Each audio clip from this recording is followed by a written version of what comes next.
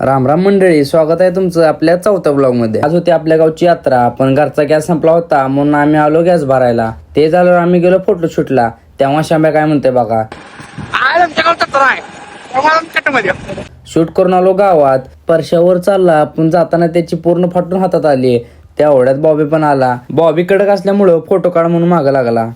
तर मंडळी यात्रेला सुरुवात झाली, पण लगेच पावसाचं आगमन झालं। तेवढ्यात तिथं हऱ्या फुल कडक मध्ये आला होता। लगेच पालखी पण निघाली। सगळेजण पांढऱ्याची पिवळी झाली। यात्रेला पण गर्दी जास्त झाली होती। आम्ही सगळ्यांनी ठरवलं होतं, समोर कोण पण येऊ दे, त्याला पिवळं केल्याशिवाय सुट्टी नाही। पोरांनी बारक्याला पण सोडलं नाही। पुढं आल्यावर महिष सापडला।